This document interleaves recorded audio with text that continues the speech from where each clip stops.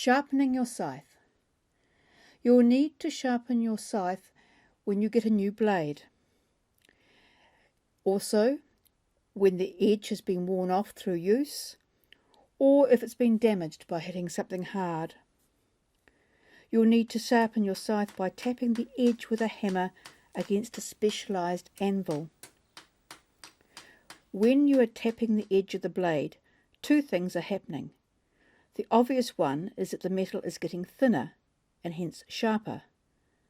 But more than that is happening. The blade of a scythe is soft metal.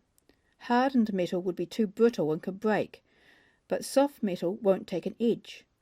So you'll work hardening the very edge of the metal with the hammer.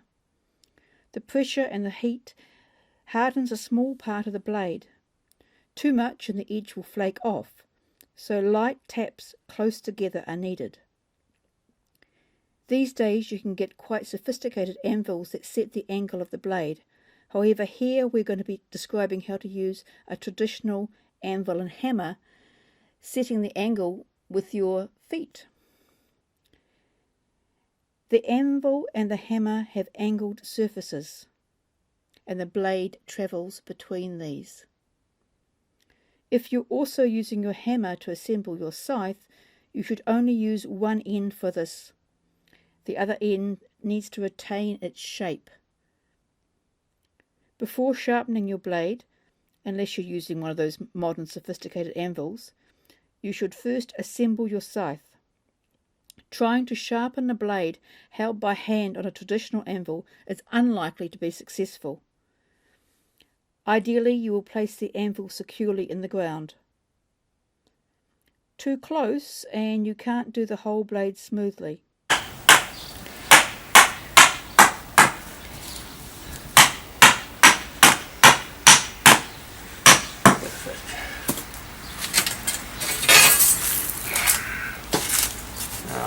Yes, except I'm too close. Sit comfortably. Once started, you'll need to continue without repositioning. Traditionally, tufts of dry grass or tussock are used to sit on. Ideally, have something like a rail behind you so you can rest the weight of the handle on. The other end sits on your booted foot, and my father suggests probably a shoe that you don't care if it gets cut up is a good idea. You are aiming for the very edge of the blade to slide between the anvil and the hammer. You tap it lightly and continuously while sliding the blade along. Slowly. If anything, the demonstration in this video feeds the blade way too fast. You are aiming for a finish like a cutthroat razor, not a saw. Tap within a mil of the edge, not too hard. That would make big, hard, brittle areas which will flake away with use, hence your saw look, which is not a good look, and it doesn't work very well either. But worse, if you hit hard and too far back, or if your blade is not sitting flat, you can actually twist and permanently damage the blade. Chips you can peen out, twists relegate your scythe to cutting the grass. Now let's take a longer look.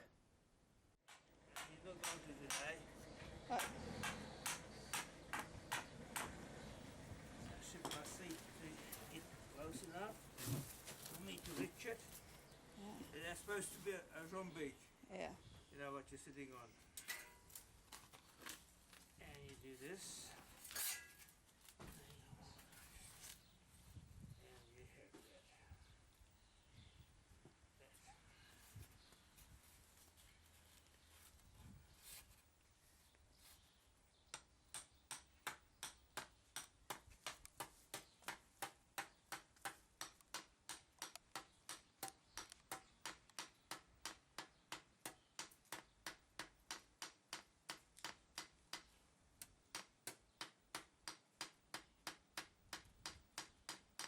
Do it with your feet, you see, holding that part with your foot.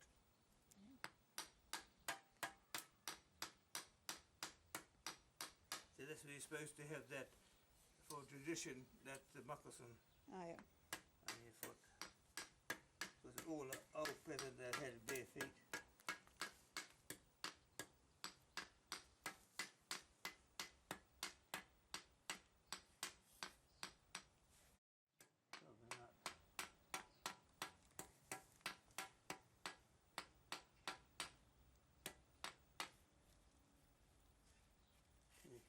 cut with that foot.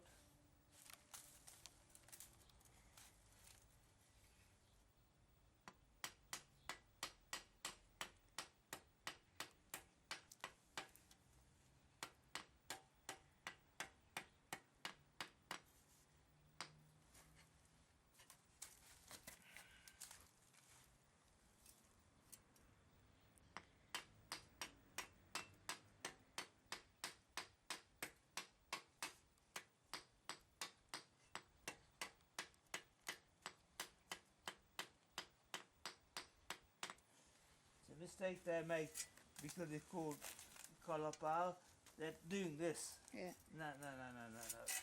You don't do that. Just tap. And right in the edge.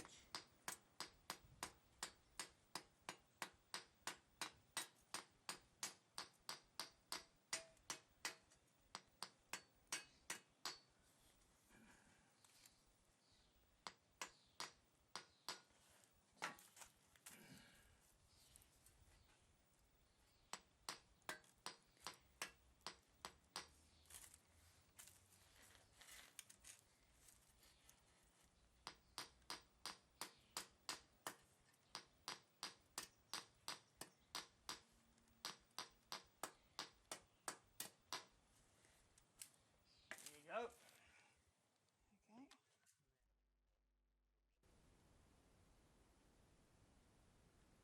Now, after sharpening with the hammer and anvil, you'll need to hone your blade, and that's what we'll look at next. Amigo